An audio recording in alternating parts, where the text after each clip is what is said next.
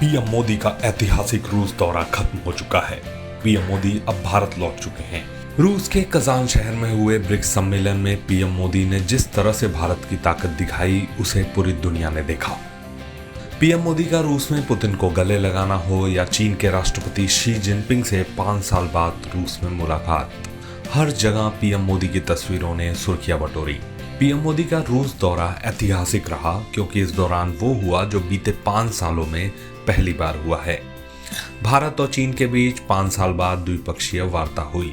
इस दौरान पीएम मोदी और चीनी राष्ट्रपति शी जिनपिंग ने सभी गिले शिकवे मिटाकर हाथ मिलाया और सीमा विवाद के तनाव को खत्म कर आगे बढ़ने की बात कही।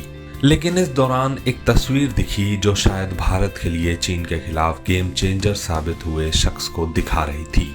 पीएम मोदी की रूस के कजान में चीनी राष्ट्रपति शी जिनपिंग के साथ द्विपक्षीय वार्ता के दौरान उनके साथ ठीक बगल में बैठे थे एनएसए अजीत डोभाल। पीएम मोदी जब चीन के सामने बोल रहे थे तो उस दौरान डोभाल काफी करीबी से पीएम मोदी को सुन रहे थे। इस दौरान डोभाल के चेहरे पर एक मंद मुस्कान भी दिखी। ये साफ दिखा रहा था कि चीन के खिलाफ डोभाल कितने अहम रहे। भारत और चीन के बीच तनाव को खत्म करने में डोभाल की अहम भूमिका रही है। उन्होंने समय समय पर चीन के खिलाफ रणनीति बनाकर तनाव को भरसक कम करने की कोशिशें की हैं।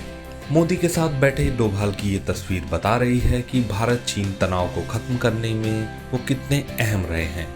डोभाल पीएम मोदी के खास हैं और विदेश नीति के मामले में मोदी ने हमेशा डोभाल और जयशंकर पर भरोसा जताया है। चीन से बातचीत के दौरान भी डोभाल और जयशंकर मोदी के साथ ही मौजूद रहे।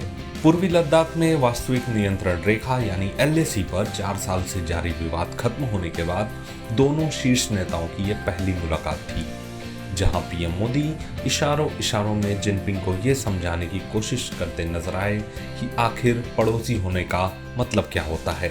पीएम मोदी ने इस दौरान कहा कि हम 5 साल बाद औपचारिक मुलाकात कर रहे हैं। हमारा मानना है कि भारत चीन संबंध न केवल हमारे लोगों के लिए बल्कि वैश्विक शांति, स्थिरता और प्रगति के लिए भी बहुत महत्वपूर्ण है। हम सीमा पर पिछले 4 साल में उठे मुद्दों पर बनी सहमति का स्वागत करते हैं। सीमा पर शांति और स्थिरता बनाए रखना हमारी प्राथमिकता रहनी चाहिए।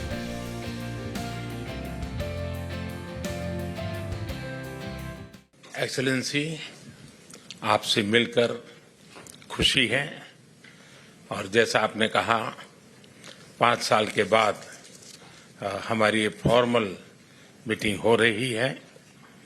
हमारा मानना है कि भारत और चीन के संबंधों का महत्व केवल हमारे लोगों के लिए ही नहीं, लेकिन वैश्विक शांति, स्थिरता और प्रगति के लिए भी हमारे संबंध बहुत अहम है। एक्सेलेंसी, सीमा पार पिछले 4 वर्षों में उत्पन्न हुए मुद्दों पर बनी सहमति का हम स्वागत करते हैं। सीमा पर शांति और स्थिरता बनाए रखना हमारी प्राथमिकता रहनी चाहिए।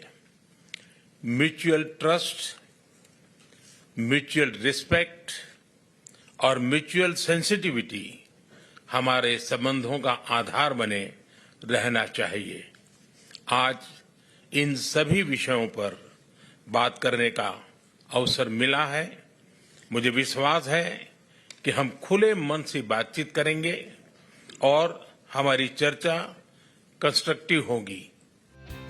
भारत का मतलब साफ है कि चीन के साथ भारत ने सीमा पर शांति के आधार पर यह समझौता किया है। अगर चीन भारत की सीमाओं पर शांति बनाए रखने में सहयोग करता है तो भारत और चीन के संबंध ऐसे ही मधुर बने रहेंगे।